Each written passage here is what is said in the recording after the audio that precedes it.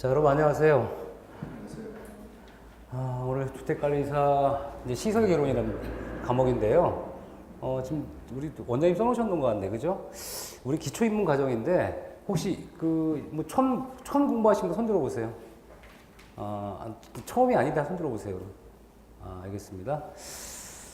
그럼 여러분들 하여튼 그럼 저 처음 아니신 분 혹시 온라인으로 저 보신 분 손 들어보세요.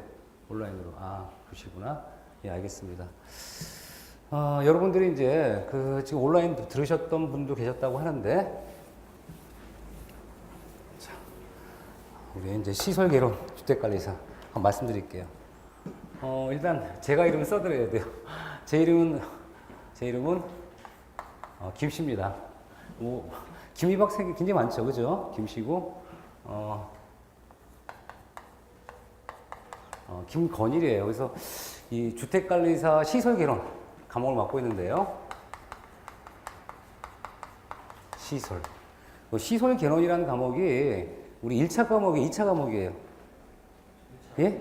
1차 과목인 걸 아세요? 그러시구나. 처음 오신 분들이 공부를 많이 하셨나봐, 그죠?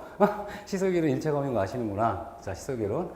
그럼 시설개론이라는 과목은 어디와 가장 가까울까요? 우리 보통 전공으로 얘기하면. 어떤 분야가 있잖아, 그렇죠? 예를 들어서 뭐 민법은 법이라고 하면 시설개론은 어디 가까울까요?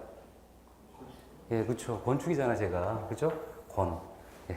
그래서 건이에요, 제가. 건, 하나예요. 이거 일입니다, 일, 그렇죠? 그래서 현재 제가 이름도요, 김건일인 이유가 시설개론을 강의하고 있어 김건일이에요, 그죠?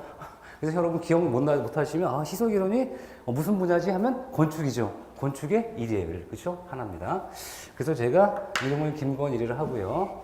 만나서 반갑고 우리 시설개론은 1차 과목이에요. 1차. 그러면 이제 1차 과목이 뭐 민법이나 회계가 있을 겁니다. 그러면 아마 여러분들이 1차 시험 3과목이에요. 3과목 보시고 2차 시험이 있는데 2차 시험은 실무 과목과 이 법령 과목이 있어요. 근데 시설개론과 실무 과목은 한 30% 정도가 중복이 돼요. 약 30% 정도가. 그래서 제가 개인적으로 생각할 때는 여러분들이 뭐 동차로 한 번에 합격하시려면 1차와 2차를 같이 병행하는 게 좋다고 생각이 들어요. 듣고. 그 다음에 이 시설개론이라는 과목이 아마 여러분들 느끼셨을 건데, 소문도 들으셨을 거예요. 과락이 가장 1차 과목에서 많이 나는 과목이 무슨 과목이라고 들었어요? 예? 과락이 날 수 있으면? 회계. 회계군요. 회계 또 공부하셨으니까. 무슨 과목이, 예? 동영상만 들으셨어요? 우리 선생님은? 시설. 시설이군요. 회계나 시설? 그래요. 어떤 과목마다 틀려요. 그런데 이 시설개론이 상대적으로 점수 받기가 어려운 과목이에요. 범위가 넓어서 아니면 좁아서? 범위가 아주 넓어요. 아주 넓어. 그래서 우리가 시설개론이라는 과목 자체가 이 건축 파트의 일부인데요. 굉장히 범위가 넓어요. 이 개론이라는 게 개괄적 이론이에요. 개괄적 이론이라는 것은 이게 만약 시설에 관련된다 그러면 출제 문제가 되는 거예요. 뭐 예를 들어서 여러분들이 이 시설개론 문제가 아닌 것 같다라고 이의제기도 잘 안 받아줘요. 왜? 어차피 개론이라는 게 그렇잖아. 어쨌든 우리가 넓게 펼쳐서 이것이 시설에 관련된다 그러면 시험 문제 될 수 있는 거잖아요. 그러다 보니까 실제로 공부하기가 좀 어려운 부분이 있어요. 그래서 저는 오랫동안 건축을 했습니다. 그래서 이 시설개론이라는 과목에 대한 내용들을 보면 건축에 가장 가깝고 굉장히 범위가 넓지만 제 나름대로는 여러분들 최선을 다해서 우리가 훌륭한 점수라고 하는 것, 과목별로 틀려요. 과목별로 틀린데 시설개론은 대체로 평균 점수가 높지가 않습니다. 평균 점수 높지 않다는 얘기 뭐냐면 그만큼 점수를 득점하기 어렵지만 그래도 여러분들이 합격권에 도달할 수 있는 기본 점수 이상을 받을 수 있도록 제가 성실하게 노력하겠습니다. 자, 그렇다면 우리가 시설개론은 어떤 과목이냐? 1차 과목이고요. 그 다음에 시험 문제의 포인트는 뭐냐? 우리가 과락이 없어야 돼요. 어떤 과목이든. 이 과락. 과락은 40점 미만이에요. 40점 미만이 없으셔야 되고, 우리가 1차 시험 과목 평균이 60점 받으셔야 돼요. 그러니까 60점 받기가 시설개론이 굉장히 어렵습니다. 굉장히 어려워요. 그리고 시험 문제 추세가 어떻게 되냐면 과목별로 약간 다른데 약간 문제가요. 이제 고난이도이고요. 그 다음에 뭐 하 난이도 하죠. 중간 난이도인데 중간 난이도 가장 좋겠죠. 근데 시험 문제에 보면 이렇게 일부 하 난이도 됐다가 상 난이도 됐다가 그쵸? 약간 떨어졌다가 이렇게 돼요. 그럼 지금 현재 얘가 하 난이도 되면요 굉장히 1차 시험에 많이 붙어요. 1차 시험에. 근데 보통 평균적으로 우리가 보면은 우리가 한10% 전후로 합니다. 1차 시험 합격률이. 그럼 10% 전후로 한다는 얘기는 자, 10명 공부하면 몇 명이 합격하는 거예요, 지금? 한 명이죠. 그죠? 그러니까 현재 여러분들 자격시험이 대부분 쉽지가 않다는 얘기가 옛날에 30%까지 합격할 때가 있었어요. 시설기록. 우리가 1차 과목이. 근데 지금은 한 12에서 한 15% 정도. 그쵸? 이 정도. 그러니까 이거 평균하면 거의 막 10% 정도 떨어지죠. 그렇죠? 그러니까 어떻게 될지 몰라요. 이거 난이도가 높다 그러면 퍼센트가 작게 나오는 거고요. 난이도가 쉽다 그러면 많이 붙는 거예요. 그래서 여러분들이 공부하실 때 사실은 우리가 꾸준히 하셔야 돼요. 꾸준히 하셔야 되고 굉장히 공부하기가 쉽지 않다고 생각하지만 여기까지 오셨으니까 좀 더 쉽게 여러분이 점수 받을 수 있도록 제가 도와드릴 겁니다. 자, 그러면 시설개론이라는 과목을 우리가 이해를 한다 그러면 시설개론은 생활화의 일부라고 생각 들어요. 이 생활의 일부라는 것은 시설개론 공부하시는 분 물어봅니다. 뭐가 어려워요? 그러면 용어가 어렵습니다. 무슨 용어가 이렇게 어려워요? 처음 보는 게 많습니다 라고 해요. 처음 보는 용어가. 그런데 사실 시설개론은 생활의 일부입니다. 현재 밑에 보면 뭐가 있어요? 바닥이죠. 바닥. 응? 여러분의 무게를 누가 받치는 거예요? 바닥이 받치고 있잖아요. 그 바닥 밑에 뭐가 있을까요? 바닥의 힘을 누가 받을까요?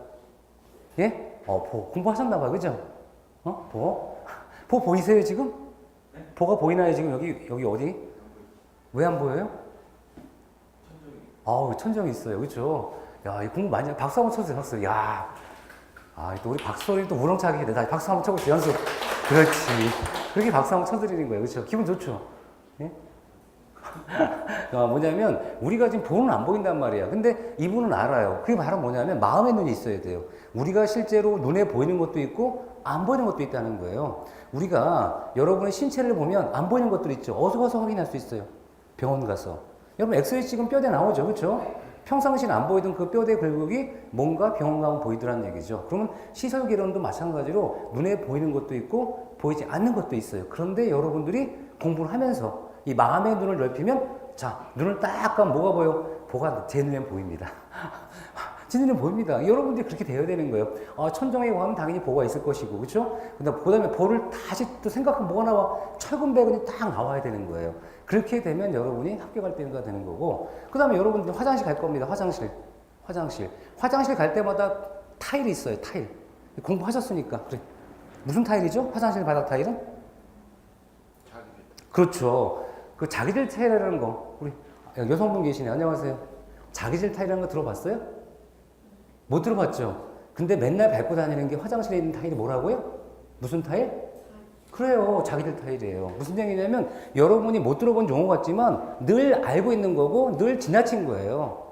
우리 옛날에 그런 얘기 하죠. 낯을 놓는데도 불구하고 기억자를 모른다. 그게 뭔 얘기예요? 낯이 계속 기억자는 것 아는 사람들은 눈에 보이는데 모르는 사람 입장에서는 그게 안 보인다는 얘기예요. 그러면 똑같은 얘기예요. 시설개론은 굉장히 여러분 주위에 있습니다. 항상 여러분 주위에 있고 여러분이 좀만 관심을 가지면 잘할 수가 있어요. 그런데 관심이 없으면 점점 멀어지는 거예요. 그래서 현재 여러분들 화장실 갈 때마다 뭘 찾는 거예요?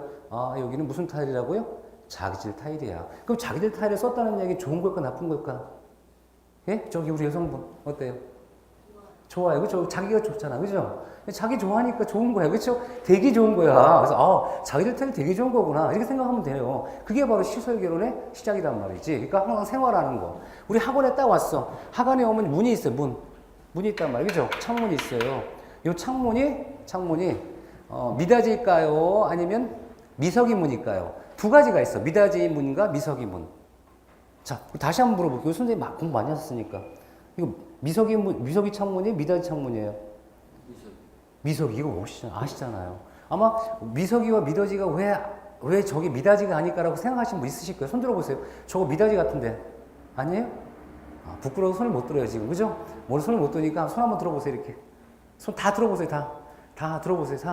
다 그 손으로 앞으로는 질문도 하시고 앞으로 손 들면 손 드시는 거예요. 그 손으로. 그래서 이 창문은 미석이라 그래요. 왜 미석이냐? 잠깐 말씀드리면 자 보세요. 제가 창문을 열었죠. 다 열려요, 안 열려요? 다 안 열리죠. 다 안 열린단 말이에요. 그럼 창문을 열었는데도 불구하고 얘가 서 있어. 가지 못하죠. 그러니까 뭐냐면 우리가 얘기한 창틀, 요 창틀을 벗어나지 못하는 게 미석이에요, 미석이. 그러니까 미석이는 완전히 열린다, 아니면 반만 열린다, 반만 열린다, 서 있다. 그렇죠, 서 있잖아 지금요. 다 안 열리고, 그러니까 미석이에요. 다 열리면 뭐라고 해야 돼요? 미다지. 다 열리면 뭐라고요? 미다지. 이게 공부예요. 이게 시작이고. 그래서 현재 항상 저랑 시설개론을 수업하시면 생활의 일부를 항상 말씀드려요. 왜? 여러분들이 알고 있는 많은 그러한 생활의 눈으로 보셨던 것이 시설개론인데 그 용어가 어려운 것이 아니라 관심이 없었다. 그렇죠? 관심이 생기시면 훨씬 더 공부가 쉬워지는 거예요. 자, 그러면 일단 시설개론이라는 과목 이런 과목이고 시험에 관련돼서 얘기하면 전체 교재를 쓰는 것은 구조 파트와 설비 파트로 구분을 합니다. 시설개론은 40문제예요. 40문제. 이 40문제고요. 오지선다입니다. 오지선다. 근데 오지선다가 참 어려워요. 왜? 항상 답이 몇 개를 보여요? 2개가 있는 거예요. 그죠? 둘 중에 하나만 찾으면 돼요. 그죠? 그러니까 어떻게 생각하면 이렇게 생각하면 돼. 오지선다 어렵죠? 왜? 답이 2개가 가까운 게 많이 보인단 말이야. 하지만 우리 이렇게 생각하면 돼. 거꾸로. 답이 2개만 있는 거야. 그죠? 둘 중에 하나만 고르면 되는 거잖아요. 이거 훨씬 더 쉽게 생각하세요. 만약 오지선다 어렵다 부담 갖지 말고 답은 한 2개쯤 나올 수 있는데 그 중에 선택만 잘하면 정답이 될 수 있는 거예요. 자, 40문제인데 구조에서 20문제 나오고 설비에서 20문제 나와요. 구조에서 20, 설비에서 20. 그럼 구조가 뭘까요? 시설물의 구조란.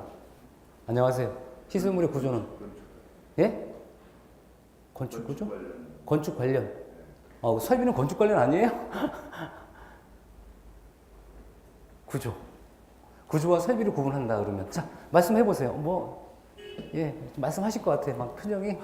야, 구조는 구조적이고 기본적인 뭐라고 예. 그 안에 들어가는 것들이 다 설비라고. 그 안에 들어간 설비다. 알겠습니다. 하여튼 구조나 설비를 바라보는 관점 많겠죠, 그렇죠? 우리 선생님 말씀하시는 게 틀리다는 게 아니라 맞는 얘기예요, 그죠? 예, 맞는 얘기고 누구나 얘기할 수 있어요. 근데 보통 이렇게 얘기를 해요. 우리는 학술적으로 보면 보통 그 건축 교과서들 보면 이렇게 얘기해요. 구조는 뭐냐 그러면 구조는 인체로 얘기하면 뼈대다, 뼈대. 이 건물에 뼈대 있죠, 골조. 건물이 뼈대다, 뼈대라고 하는 거. 이 뼈대의 특징이 뭐야? 힘을 받는 거잖아요. 힘을 받는. 여러분의 몸무게를 지탱하는 것도 이 뼈대가 있으니까 힘을 견딜 수 있고 여러분이 서 있고 걸어갈 수 있는 거죠. 뼈대라는 역할을 하고요. 그 다음에 설비는 인체로 따지면 신경계통과 같다라고 해요. 신경계통. 여러분이 아침에 식사하시고 화장실 갔다 오죠?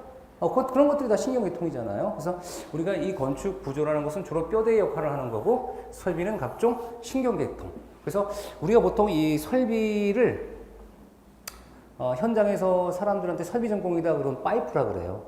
파이프. 왜? 전기 파이프죠? 그 다음에 급수 파이프, 배수 파이프 이렇게 해가지고 보통 파이프라고 합니다. 근데 어쨌든 이 설비는 굉장히 많은 파이프로 이루어지고 있고요. 그 다음에 설비는 신경계통이라 했기 때문에 여러분들 일반적인 그런 배수, 급수 이런 것뿐만이 아니라 전기나 소방이나 이런 것들이 다 시스템적으로 설비에 포함되고 있어요. 자, 그럼 구조 파트. 그래서 현재 제가 강의 진행을 할 때 8주를 진행을 하는데요. 학원에서 제가 4주. 이렇게 4주를 진행할 겁니다. 4주 자주 진행할 거고요. 전체 교육과정 말씀드릴게요.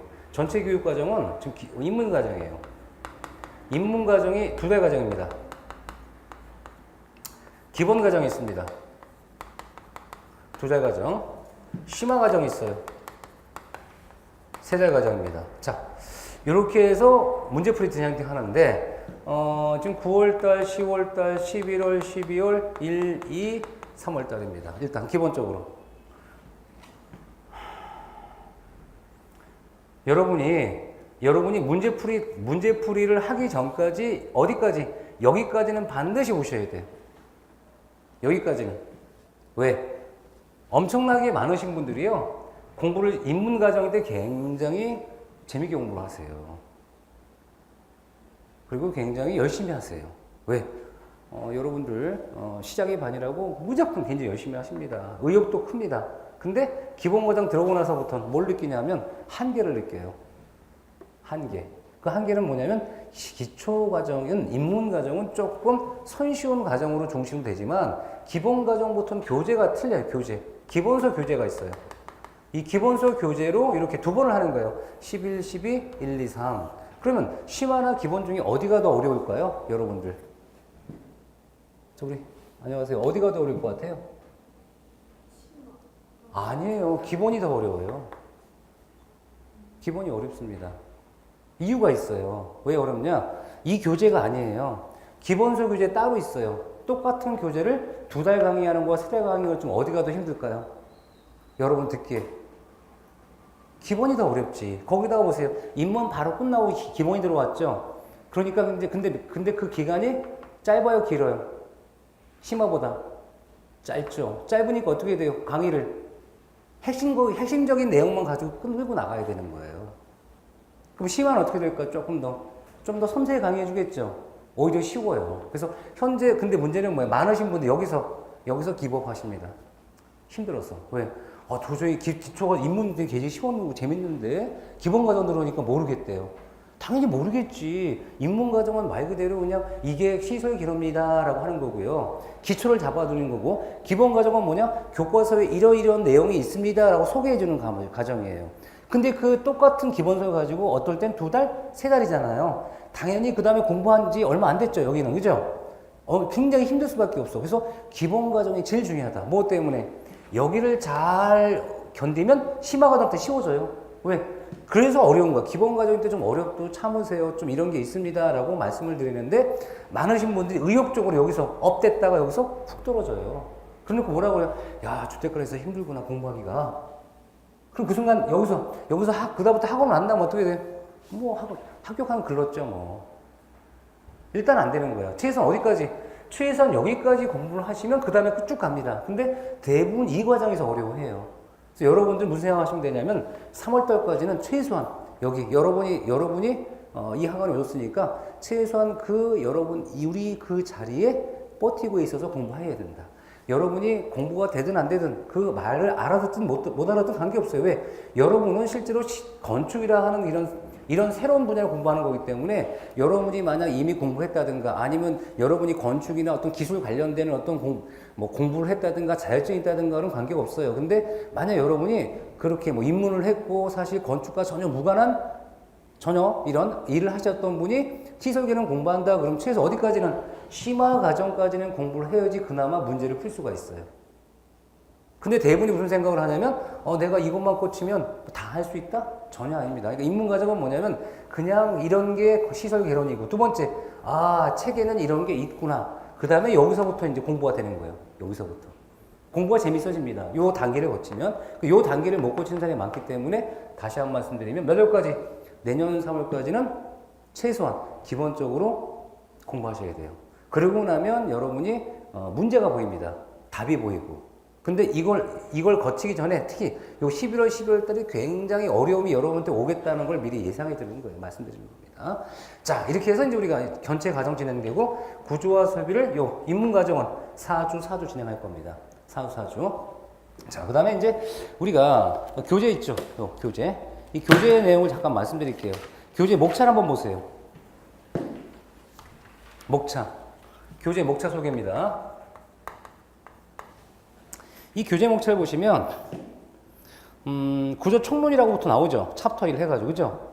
구조 총론부터 쭉 나와서 토질 및 기초 구조, 철근 콘크리트 구조, 철골 구조, 지붕 및 방수 구조, 벽체 및 외부 구조, 각종 마감 공사, 적산과 견적이라고 나와. 이게 이제 건축 구조에 해당하는 거예요. 자, 한 장 넘겨보세요. 넘겨보시면 건축 설비라고 나오죠.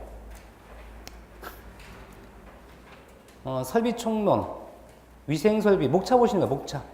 목차. 맨 앞에 목차. 교재 맨 앞에 보면 목차가 있어. 전체 목차. 네, 우리 선생님 못 찾으시네. 그죠? 네, 가까우신 분이 제가 직접 갑니다.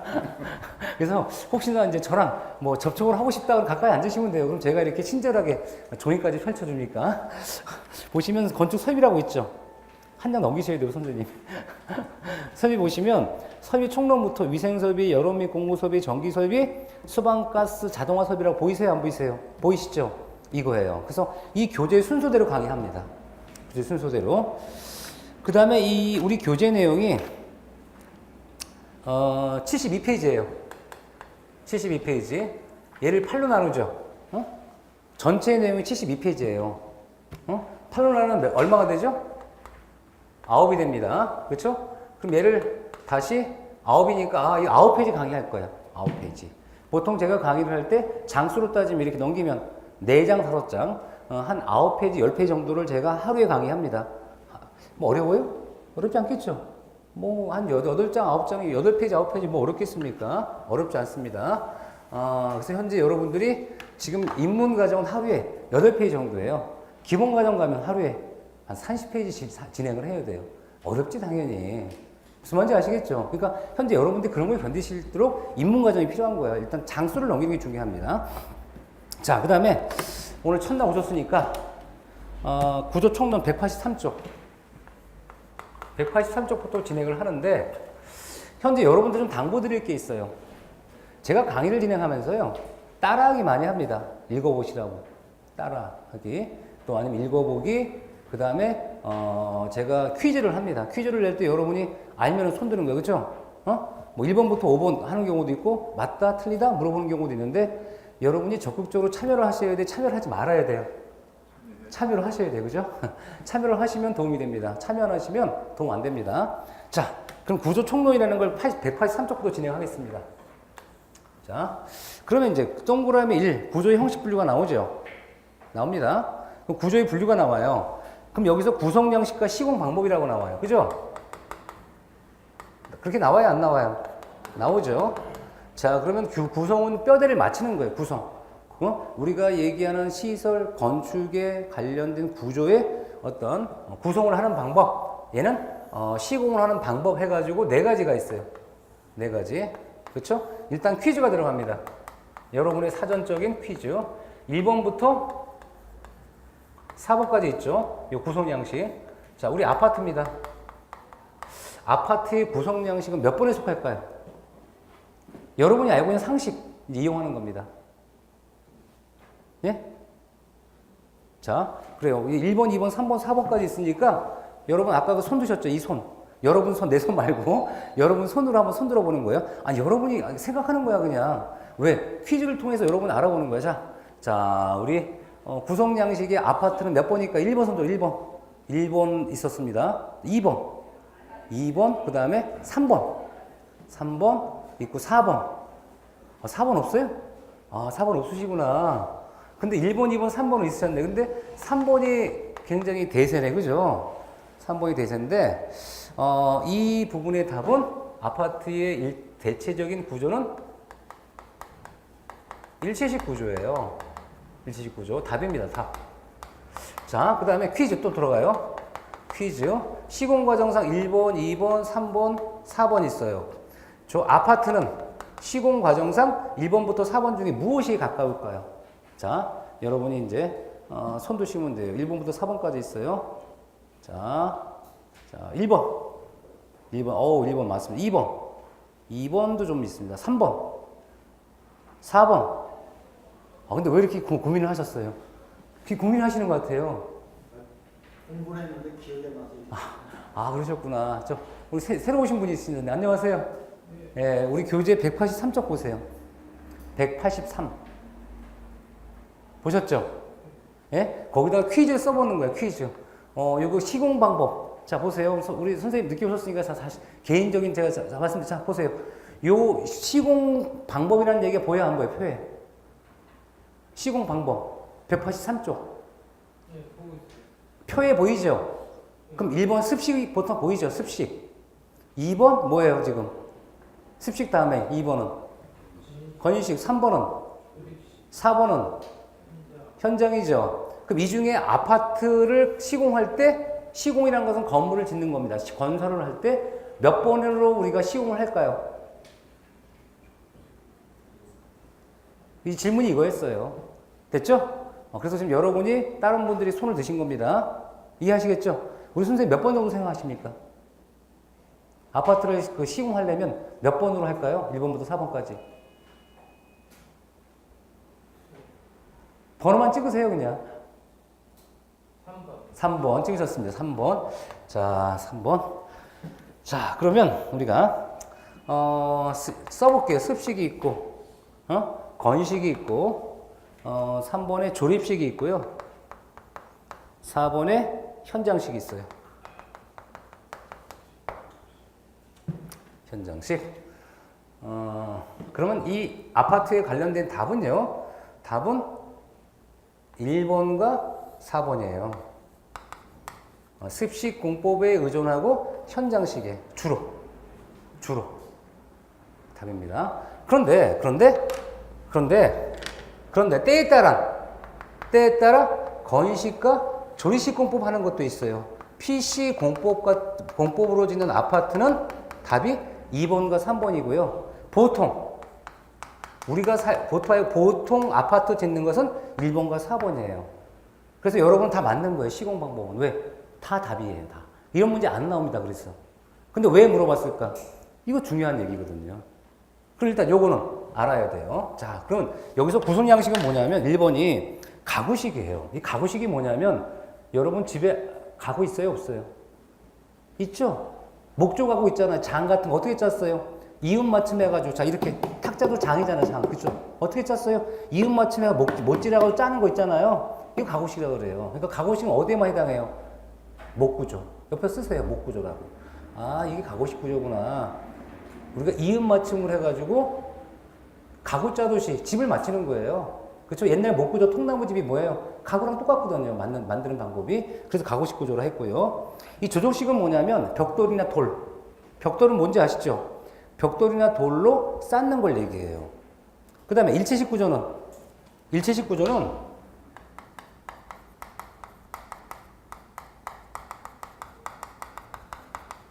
철근과 콘크리트가 기본이에요. 철근과 콘크리트. 일체식이라는 얘기는 뭐냐면, 자, 보세요. 기둥이 이렇게 있어요, 기둥. 기둥이라고 하는 부재가 이렇게 있는데, 이 안에 철근이 들어가요. 철근이 이렇게 들어가 있고, 자, 여기, 콘크리트로 흘려주면, 콘크리트 흘려주면, 어떻게 돼요? 콘크리트라는 게, 물, 시멘트, 모래, 자갈을 합한 거예요. 물시, 모자. 뭐라고요? 물, 시, 모, 자. 물, 시멘트, 모래, 자갈. 그럼 이걸 섞으면 어떻게 돼요? 반죽 상태가 되죠. 반죽 상태가 돼서 시간이 지나면 어떻게 돼요? 딱딱하게 굳어지죠. 그러면 얘가 기둥이고 얘가 보예요. 자, 움직여요, 안 움직여요? 안 움직여요. 뭐라 그래? 하나로 됐다고 그러죠. 굳었으니까. 이게 일체식 구조예요. 그래서 우리가 살고 있는 아파트 구조, 여러분이 주택관리사님이 되셔서 근무하신 아파트는 무슨 구조에 속한다고요? 일체식 구조다. 기둥과 볼을 일체로 한 거예요. 기둥과 볼을 움직이게 해요? 고정되게 한 거예요?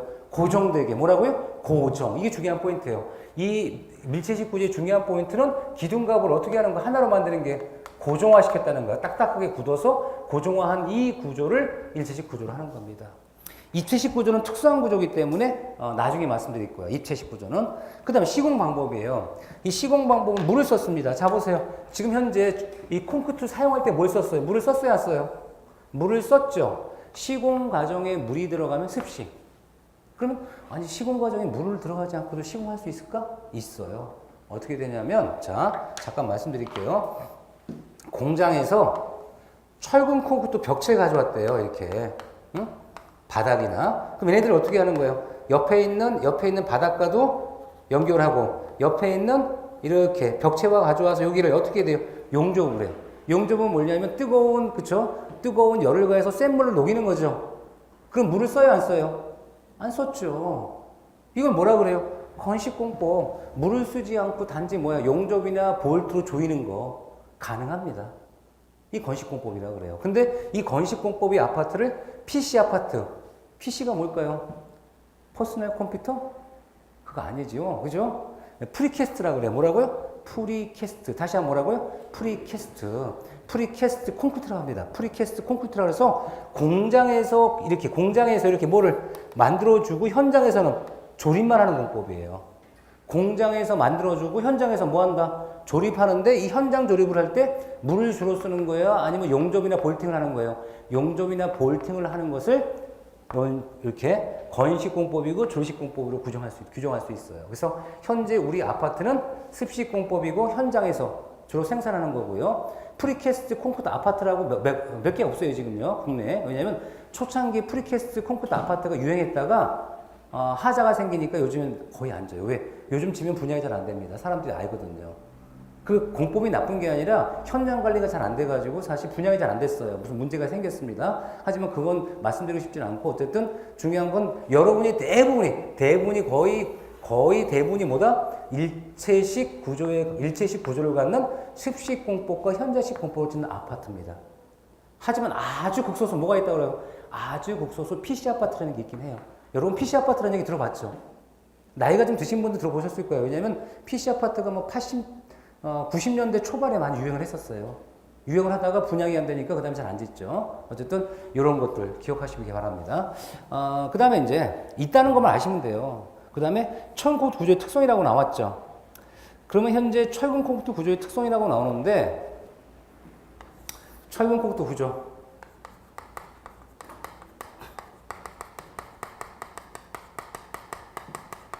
자, 이거는 철근과 콘크리트 역할이 다른데요. 인장력과 압축력이라고 나오네.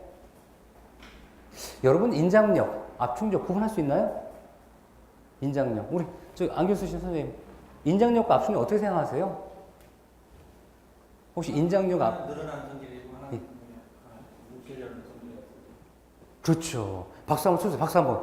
맞아요. 정확한 말씀이에요. 인장과 압축. 뭐냐면 우리가 인장력과 압축력을 한번 얘기해 줄게요. 인장력. 지금 아주 정확한 말씀 하셨습니다. 자, 여기 용수철 있다 생각해. 용수철. 응? 응?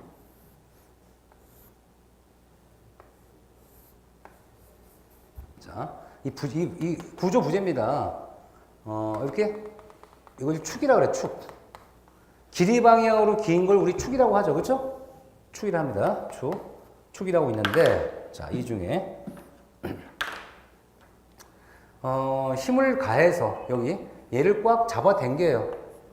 잡아당기면 원래 길이죠. 원래 길입니다. 길이. 여기도 원래 길이가 있겠죠. 길이가 있는데 힘을 가하면 이 용수철이 늘어나겠죠. 이렇게 늘어나겠죠. 그렇죠? 그럼 여기는 뭐가 돼요? 길이가 늘었어요? 줄었어요? 추가가 됐죠. 길이가 늘어났죠. 늘어났습니다. 자, 얘는 똑같은 힘을 가해. 힘을 쫙 가면 어떻게 돼? 이만큼 길이가 감소가 되겠죠. 얘는 증가가 됐겠죠. 그럼 이 힘을 가했을 때 힘을 가했을 때 축 방향으로 힘을 가했을 때 이렇게 길이가 증가하면 얘는 뭐라고 그러는 거예요? 우리는 인장. 힘을 가했을 때 이 길이가 줄어들었죠, 분명히. 줄어들 거 아니에요. 그렇죠? 힘을 가하면 이건 뭐라고 하는 거예요? 압축. 여기다가 축에 관한 힘을 가했기 때문에 이때 뭐라 그래? 축 인장, 축 압축이라고 그래요. 그럼 뭐 생각하는 거예요? 우리가 원래의 길이보다 길이가 증가하면 인장, 길이가 감소하면 압축. 이 되겠죠? 자, 그러면 이 불원 부재가 이런 부재. 이렇게 생긴 부재가 있는데 이렇게 생긴 부재 이렇게 받침대를 대요. 받침대를 잘 대놓고 받침대를 대놓고 힘을 가하는 거예요. 자, 여러분 고무라 생각해요. 고무줄기 있죠? 고무줄기 생각하세요. 그냥 고무라 하고 힘을 가하면 어떻게 될까요? 자, 원래 가운데 축이 있죠. 축. 가운데 축이 있습니다. 그렇죠? 힘을 가하면 어떻게 될 거냐? 힘을 가하면 이 상부와 하부의 움직임이 달라질 거예요. 휘겠죠? 힘을 가하면 얘가 이렇게 휘어집니다. 근데 잘 보시면 얘는 약간 느슨해져요. 느슨해지고, 그렇죠? 얘는 약간 줄어들겠죠? 이렇게 변화가 생겨요. 이렇게 변화가 생기면서 이렇게 변화가 생기는데 잘 보시면 원래 길이가 여기죠. 원래 길이가 여기입니다. 그렇죠? 오리지널 길이가 여기예요. 원래 길이가 여기인데 상부는 길이가 증가했어요? 감소했어요?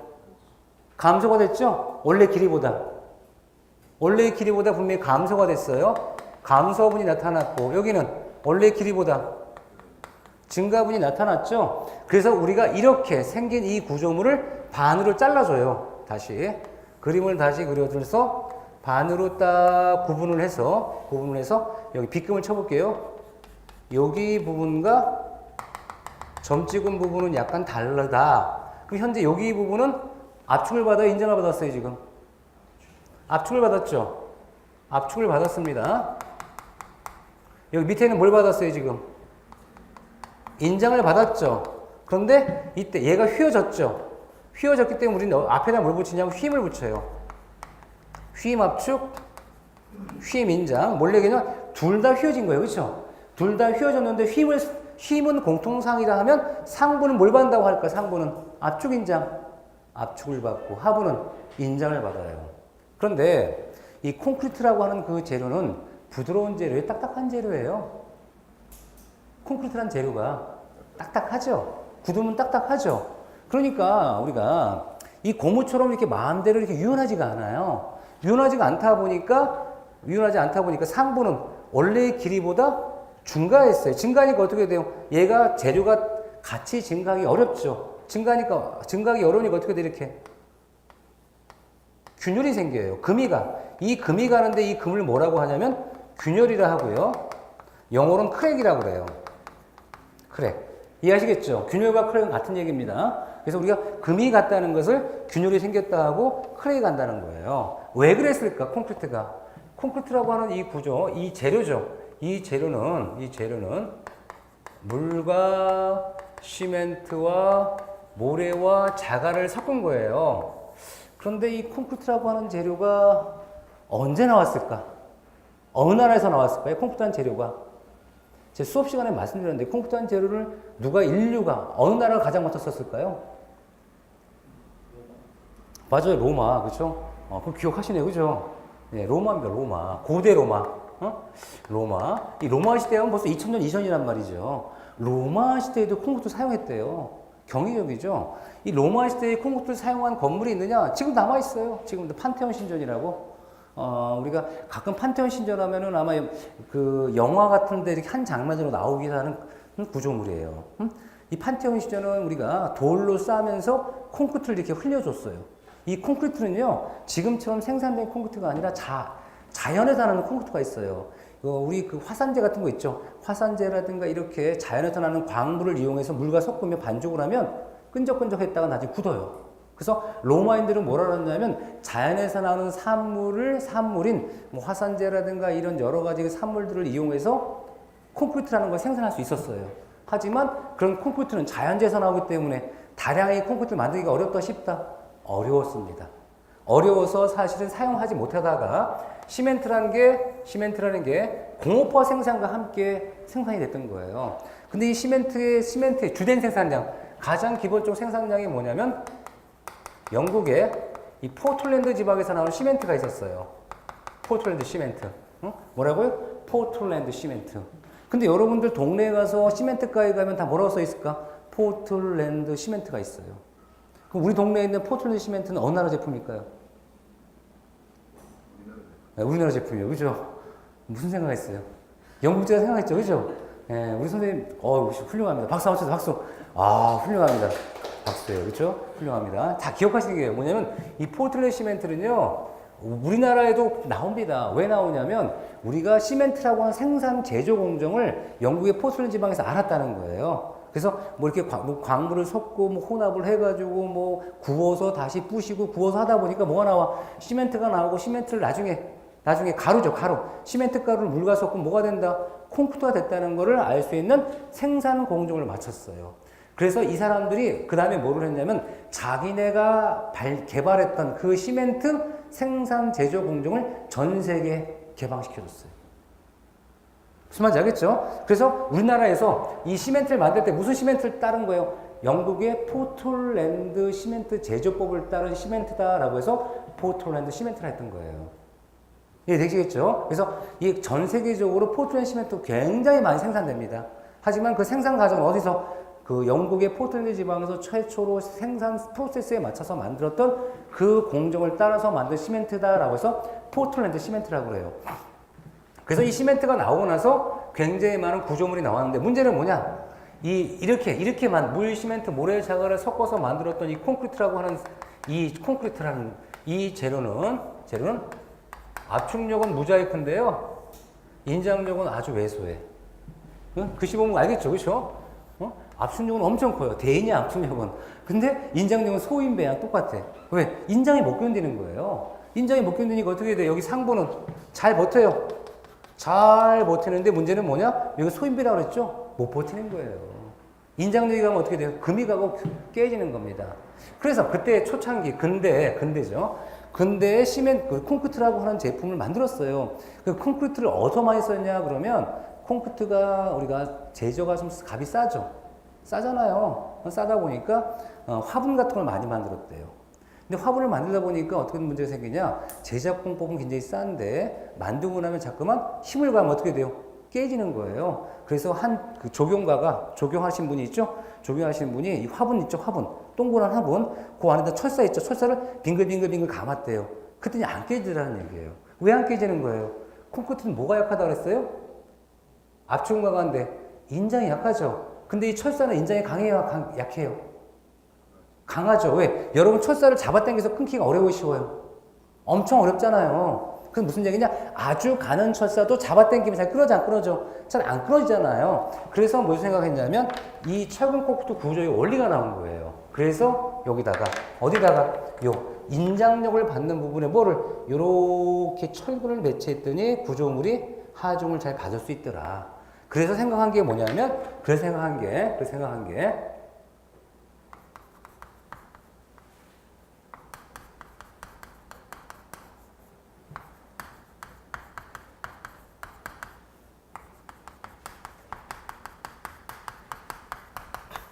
자, 철근으로 보강한 콘크리트 구조 따라하세요. 뭐라고요?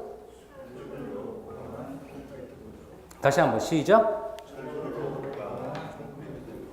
철근으로 보강한 콘크리트 구조인데요. 의로에서 보강까지 생략하고 철근 콘크리트 구조를 했던 거예요. 그래서 철근 콘크리트 구조의 원래 명칭은 철근으로 보강한 콘크리트예요. 철근으로 보강. 그럼 철근으로 뭘 보강했을까? 인장력을 철근으로 보강한 콘크리트 구조겠죠? 처음에 나올 때, 그죠? 왜? 인장력이 약하니까. 그래서 가장 기본적으로 콘크리트 구조의 원리가 뭐라 그랬어요? 압축력은 누가 부담할 수 있도록?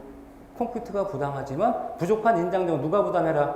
철근으로 보강한 구조다. 이런 뜻이에요. 그래서 현재 우리가 짓고 있는 아파트, 학교, 그쵸? 이런 빌딩들 대부분 무슨 구조라고 해야 돼요? 철근 콘크리트 구조가 됐던 거예요. 철근으로 보강한 콘크리트 구조를 얘기했던 겁니다. 자, 그 다음에 이제 아치 구조 부분이 있는데, 이 아치 구조 부분은요, 잠깐만 쉬었다가 진행하도록 하겠습니다.